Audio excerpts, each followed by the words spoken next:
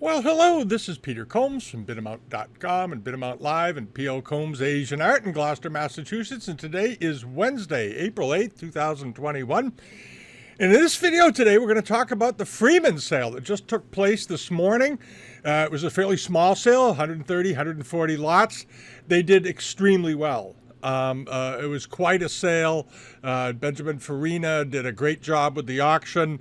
It had some real gems in it. Everything did exceptionally well, and we're going to go through some of the results. And at the end of the video, I managed to get a clip of some of the sale and sort of put together some of the pieces. I missed the first couple of lots, though, which were the most expensive. I was late getting into the office, but this auction did extremely well. We'd been talking about it for a couple of weeks. We had a lot of inquiries from people through the auction preview forums on the Bitamount.com site about the sale, and boy, did it do well.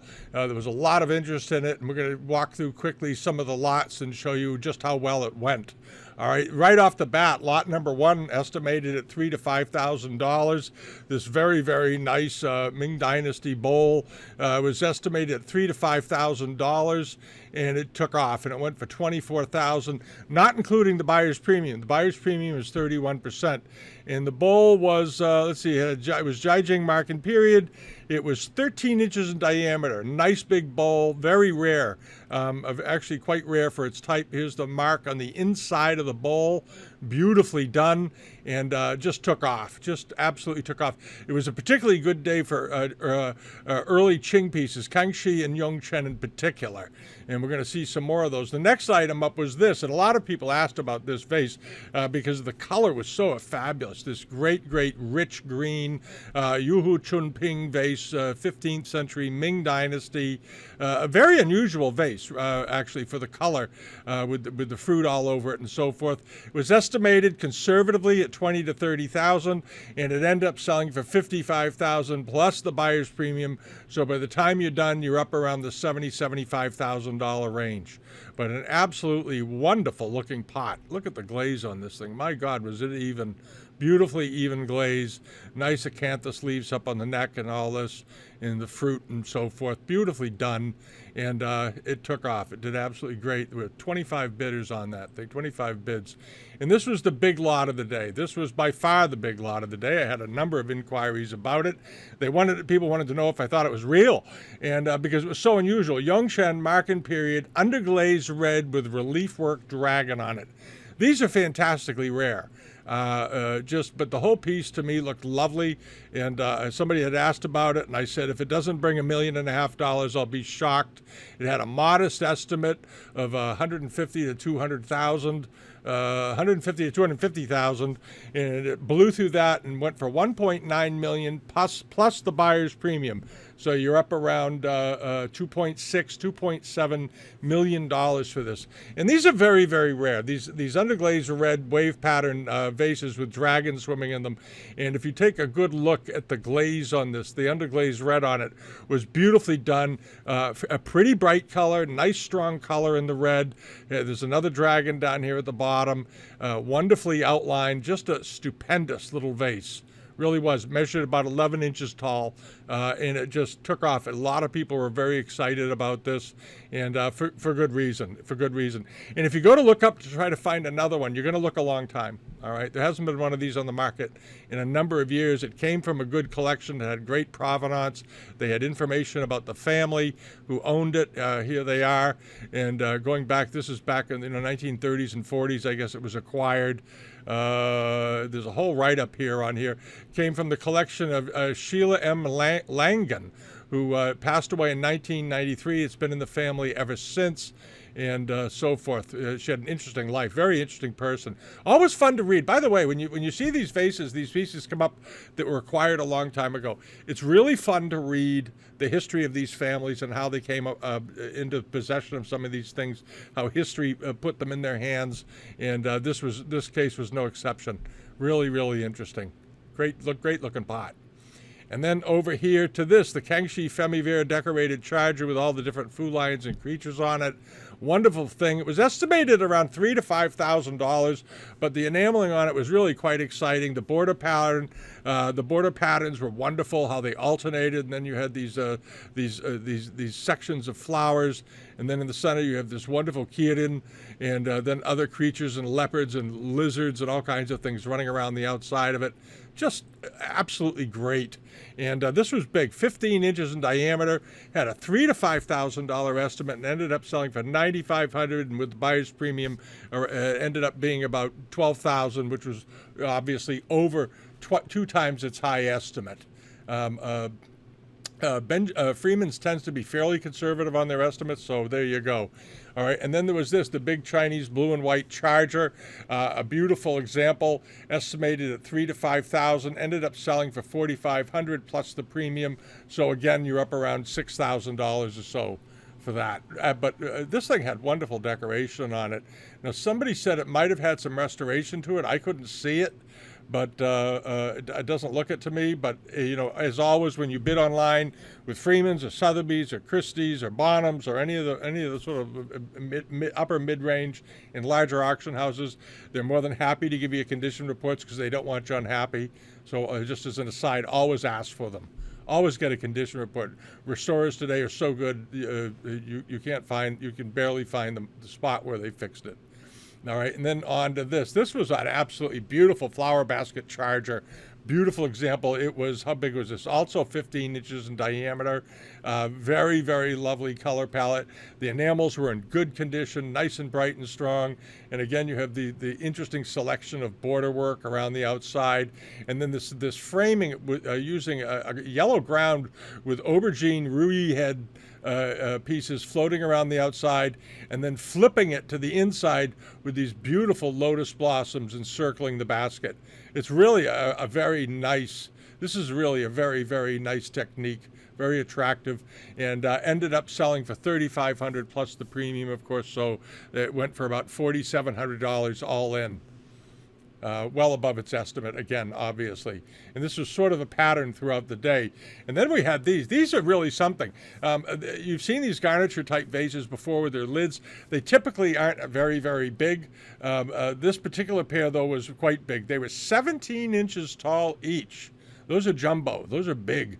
And they were estimated at $7,000 to $9,000, which I thought was very reasonable, and ended up blowing through that up to $14,000 with the buyer's premium. So you're more in the $18,000 range for the pair by the time you're all in and done, $19,000. But absolutely interesting looking vases and unusually big for their size. I mean, for their type rather. All right, now let's see what else is over here. Oh, this was fantastic. This was an absolutely beautiful powder blue gilt porcelain vase. The decoration on it was just lovely. Kangxi period, of course. How tall was this? It was good size, 31 inches tall. This was a beast. And I don't think this was a bad price at all. I thought the estimate was very reasonable and ended up selling, as you saw right up there. But the decoration, I want to get into this for a minute. The gilding on this and the powder blue ground was just absolutely beautifully done all the way around. There was a little bit of wear here and there to the gilding, which is very normal on these. They're always worn because they didn't like being cleaned, and the gilding sort of lays on the surface. It's not under the glaze, it's over the glaze, so they're very susceptible to wear. So given how old this is, being probably made around 1700 to 1710, the glazing on it and the gilding all is in quite good condition for its age, really is. And ended up selling for $16,000 plus the premium. It was estimated at $15,000 to $20,000, which was very, very reasonable. And with the buyer's premium, again, you're at about $22,000, $23,000. But this was a whopper of a vase. This was a big vase. And as I recall, the foot on it looked absolutely fine to me. Nice looking foot. It was a little dirty. I guess Ben doesn't like to get out the bucket and soap. Any rate, he contacted me before the sale because we had talked about his auction, and he was very pleased that we discussed it. I don't think he knows we talk about Freeman sales quite often, but I guess somebody told him. Any rate, he did great with this auction. He did a good job. He's a good auctioneer. I'd never seen him auction before, and I've got some clips at the end here, and you can watch him for about 5 minutes or so. He's a very smooth auctioneer. He's very relaxed. He has a nice manner at the podium. Very calm, quite good. And then on to this. This is an absolutely terrific Kangxi dish. And what's interesting about it is that this pattern you see most often in underglazed blue with the big pine tree in the center and all this. This time around it's in enamels, and they used cartouches around the outside in the shapes of different types of leaves, and then filled in with birds. And then this beautiful, strikingly red balustrade running around the outside. Lots of nice little details like these flower pots sitting on sort of a rocky outcropping, and then the blossoming plum trees, and then the pine tree and so forth. And here's the bamboo. I guess you could call it. It's sort of the pine tree is predominant, but you're sort of on your way to a Three Friends of Winter pattern with this, and. In the end, it did just fine. It brought $4,500 plus the buyer's premium, and I think this is just a very, very pretty plate. Just absolutely pretty and very interesting, and I think this was a particularly good buy. And it was nice size too. It was 15 1/4 inches, and all in and done, it was around $6,000 or so, roughly. All right. And I thought that was a lovely example. And then on to this very nice pair. We also had inquiries about these mark and period pair of Kangxi plates. These were 13 inches, so they're technically chargers, but very, very nicely done. Ended up selling for $3,750 plus the premium, so you're up around $4,600, $4,700 somewhere in there off the top of my head. But wonderfully decorated, and they're Kangxi mark and period. There's the backs of them. These are bowls, actually, so they're quite large. They're very impressive, and these were from the Ionaides collection. And nice decoration on the back, too. I like the way they did it. They did the back almost like Wan Li plates, which I thought was interesting, but the foot rims look good. The marks were very consistent between the two pieces. Looks like the same hand did them, as a matter of fact, the way they're done, the way the great character here is done, and then the way it's repeated over here, and so forth. So to me, it looks like it might have been the same worker, because sometimes they had multiple. You can see pairs of plates, but the marks are slightly different. It's because at the time they were probably made around the same time, but different hands did the rain marks. And that it looks like the maker, the decorator that did one mark did the other, because of the stylistic similarities are so strong.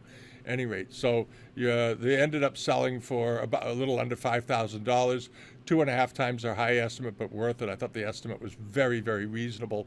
And then over to this. This was quite a thing, too. This was a nice big piece of Kangashi porcelain, and estimated at $5,000 to $7,000, ended up selling for $7,500. But there it is. It was 22 inches tall. That's a whopper for one of these garniture mantel vases. This would have been originally probably paired with a couple of beakers and another covered jar, for example. And very impressive. And it sold for $7,500, as I said before, plus the premium. So you're up around what does that bring it up to? $85,900, or a little over $9,000, I guess, somewhere around there. And then this, another Kangxi flower basket example, beautifully done Kangxi, and this is one of those examples that has the grooved foot or track foot on the back. We'll get to it in a minute. It also was 13 inches in diameter, nice size. But the enameling on it was very good. And this thing had an absolutely wonderful use of negative space, all this empty space around it. And then the basket coming up, and the flowers on it were nicely scaled and proportioned because the artist, when he was doing it, knew that he was going to leave the background blank. So he scaled in these flowers and so forth to absolutely the right size. The proportions of the decoration relative to the background in this piece were really, really nice, very artistically rendered, and very, very good green. Nice greens and many, many shades throughout this piece. Really liked it, and I loved the border. I thought the border was terrific. And if you flip this plate over, this is what the back of it looks like.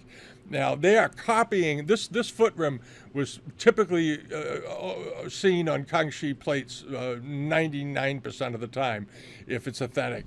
But the problem is that fakers have figured that out, and they've begun making them with this grooved foot. So you really want to study them very, very carefully and really get a sense of just how creamy and smooth the paste is on the backs of the originals. They're not at all gritty. They're very smooth, slightly ivory in tone, just like this. This is what you want to see. If it has the texture and appearance of more like 19th century pieces, then you're either dealing with a late 19th century copy or even possibly a new one.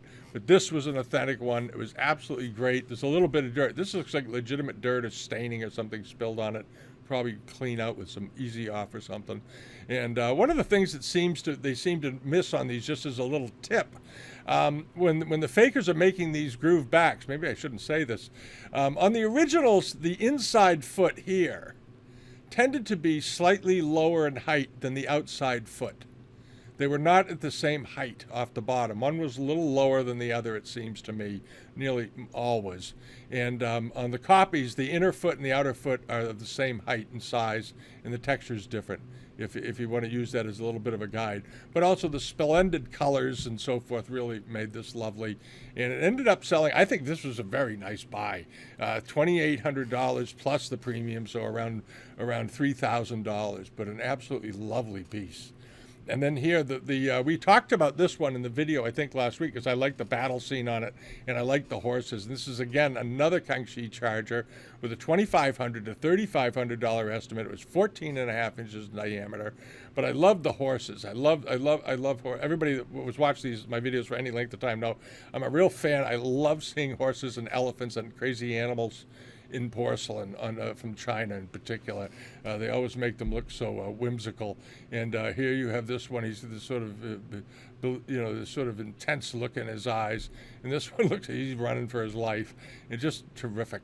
Just absolutely beautiful all the way around. And the border was very gutsy on this, with a combination of flowers and creatures and precious objects.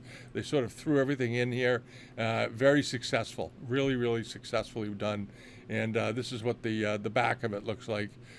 Pretty typical Kangxi back with a tisma leaf and so forth. And you'll see that the foot here, you see light on Kangxi vases. Often the overall natural tone of the unglazed paste is this sort of ivory deep. It can be sort of a light ivory to a deep ivory tone.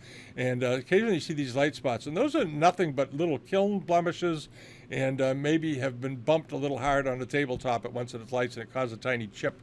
But that's how the foot rim on these should look. All right, they shouldn't be wide and gritty.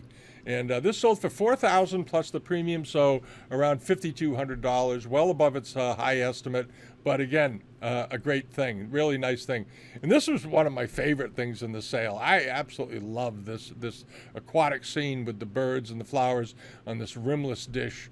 This was really an interesting plate, wonderfully rendered, had a great sense of symmetry to it. I love the kingfisher looking down. You have the insects coming in, and you have the pairing of geese. One of them is washing up. And then this sort of sloping shoreline coming up here with fresh flowers and plants and moss and whatnot. And then this beautiful sprayed out outcropping of freshly blossoming flowers over the whole scene, and then the grasses coming up and so forth. It's just a wonderful dish. And it was, how big was this? 13 inch. Well, technically that's a charger too. They got a lot of chargers. Wow. Imagine seeing all these hanging on a wall together. Holy mackerel. Anyway, it went for $16,000, 10 times or about 8 times, 6, 7, 8 times its high estimate. I can see why. I don't know if this had been repaired or not or something, or they were just being very, very relaxed with the estimate. But it sold for $16,000 plus the premium, so it was over $20,000 all in and done.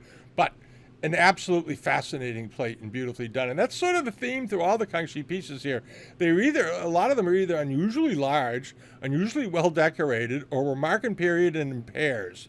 And these are all the nice hot buttons that collectors really like to go after. And I thought this was a nice one. And then over here to this, the big transitional pot. This was quite large. It was 20 inches and a half tall. And those of you that are into these transitional wares, these mid-17th century jars, know that most of the time they're not quite this big. They tend to be a little smaller. And what was very interesting on it was the exterior decoration. People in courtyard settings.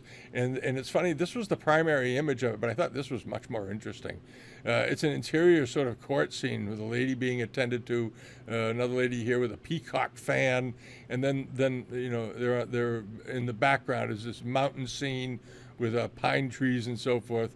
Absolutely great looking jar, beautifully done, and it has a sort of a snippet from the 100 Boys pattern on the lid. We'll get over to it. There they are. There's a couple of boys playing among rocks and plants, the way they're often posed with the sleeves flapping out and so forth.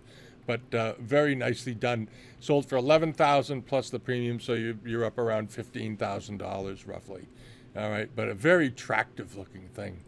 And then over here to this, the next stupendous Famille Verte dish. This also was good size, 14 inches. And again, I like the first thing I always look at is the border. And I want to see how they started with their border patterns. And in this one, they did very nice, tight little landscape scenes of flowers and grasses and so forth. And then this nice, simple inner border dividing it. And then you have this close-up of as though it's one of the center scene is basically as though it could have been one of the scenes running around the border, landscape flowers and so forth, and of course the peacock on the rock, or the pheasant on the rock right here. And you see this often on blue and white pieces, I think more than enamels, but here you have them on this rock, and insects coming in, this very thick. Notice how thick that is, the overglazed blue. Quite thick, quite luxurious the way they used it. And they used that same tone, that deep, deep, deep tone, sapphire blue all the way around it. Just great, just terrifically well done. And there's the back of it. And again, you see this, they use this square sort of oddball chop mark on it. And again, you see this sort of tannish foot rim around the outside with a few little, you know, there's a nick, a little bump out of it and so forth. Don't let that bother you ever unless it results in a massive crack in the piece, because that's fairly normal and acceptable. And it was sold for $4,250. So again, it ended up coming in for about 4 or 5 times its high estimate, 4 times its high estimate at around $5,500, but beautifully done. And then the screen, this very nice 12-panel Coromandel screen, 17th or 18th century. It looks like a Kangxi screen to me, but nicely done. Very good court scene, classical court scene, Kangxi screen, the way they did them, and they did them in brown lacquer. And here's a picture of the back with a whole numerous colophons going across it, and then these absolutely beautiful floral framing, these boxes that went around it in precious object patterns and precious objects with flowers coming out of them and all that. It's a very, very joyful screen. And like I said, there's a good shot of it there. Very high quality decoration. There's you have this vase just flowing with flowers coming out of it. And of course, this was a ritual vase, and in the 18th century, the artists envisioned them with flowers in them. And the same thing done here with these archaic bronzes. And here's I think it looks like a crystal ball and a foo lion and so on and so forth. Lots of activity on the back of it. Lots of rare little bronzes and cups. Here's another Griform vase, and here is another Ding ritual bronze and so forth. Ended up selling for over a good bit above its high estimate. It sold for $67,000 plus the premium. So you're up around, this ended up selling for around $90,000 in the end when you take it all in, or 3 times its high estimate. But it looked like it was in very nice condition. That's the big thing with this. I didn't notice any areas of particular damage or wear. It looked to be in good shape. And these are quite large. These screens tend to be fairly good size. This one was 103 inches tall, and each panel was 18 inches wide, so 1.5 feet wide each. That's pretty big. And 103 inches is what? 8 feet, over 8 feet tall. So a nice big screen. And I hope one of you got this. God, this would be great. And you can hang these, of course, on a wall, and they look wonderful. All right. And then last and not least was this. Do we all remember we talked a bit about the small gilt ironworked Meiji period cabinet with this great looking handle on it and so forth. Lots of good detail. We talked about this just last week. I thought it was so wonderful. A beautiful example and in very, very, very fine condition all the way around. No bumps on the corners, no wear along the edges of the door. The chrysanthemum here, the peony in the center rather is, no wear on the high points really anywhere that I could see. The edges were in good shape and so forth. And this was inlaid into iron. And it was a $3,000 to $5,000 estimate, and ended up selling for $9,000 plus the premium. So you're again at around $12,000 or so for it. But an absolutely lovely example all the way through, really was. And this is sort of how the whole sale went. Just so you know, I think they had maybe 5 or 6 buy-ins. The auction was 95% sold, and it was, I believe, when they do the math on it, they're going to find out they were a good bit above high estimate across the board. By average, by prices sold and the overall estimated average of what the auction was supposed to bring, they were way above it in the millions. So I think by the time they're all done, a couple of million over their high estimate. So bravo, they did a great job, and keep an eye on Freeman's. They're getting some nice things. Freeman and Doyle's, I think they got a little elbowing going on there, because they're sort of in the same market. They both get great things, and this time around, Freeman's really, really did great. So bravo to them. All right. And we'll keep an eye on them, and we'll let you know in the future. And this is why we've been talking about the Freeman sale for the last couple of weeks, because I had a feeling this was going to happen, and I'm glad it did. They're nice people. All right. Stick around. There's a clip on the end of this of some of the auctioning that took place. It's about 5 minutes. You might find it interesting. All right. Have a great week, and we'll see you tomorrow with the Friday video. 1,500 with Adam first. 1,500. 1,600's next. 1,600 Tom. 1,700's next. 1,700 Adam at 1,700. 1,800 with Adam at 1,800. 1,900's next at 2,200. 2,400's next. 2,400 Adam at 2,400. 2,600's next. 2,600 with Adam first at $2,600. 2,800. Thank you, Tom. 2,800. 3,000. Adam's bid. 3,000. 3,250 next with Tom at 3,250. 3,500's next. I have 3,250 with Tom at 3,250. Who will give me 3,500? 3,500, Adam will. 3,500, 3,750 is next. Tom at 3,750. 4,000 is next. I have 3,750. Do I have $4,000? 4,000 I have with Adam at 4,000. 4,250 is next. 4,250 with Tom at 4,250. 4,500 is next. I have 4,250. Do I have 4,500? With 4,500 with Adam at 4,500. 4,750 is next. I have 4,500. Do I have 4,750? Adam at $4,500. Any further bids beyond $4,500, I can sell for $4,500. Last chance. 4,750 is the next bid. 4,500 with Adam and selling 4,500. And that is 1808. Lot 47, a pair of Chinese blue and white porcelain basins, Kangxi 6-character mark and of the period. And do we have any bids to start here? Laura 750 first. Who will give me 800? Break. 1,300 Adam first. 1,400 Tom. Tom at 1,400. Do I have $1,500? 1,500 with Adam. $1,500. Do I have 1,600? 1,600 Tom first at 1,600. 1,700's next. I have 1,700, Adam at 1,700, 1,800 with Tom at 1,800, 1,900's next. 1,900 with Adam at 1,900, 2,000 with Tom. 2,200 Adam, 2,400 Tom. Looking for 4,000. Any further bids? Selling once at 3,750, selling twice, sold for 3,750, and that is 1808. Lot 48, a Chinese blue and white porcelain baluster vase and cover, Kangxi period.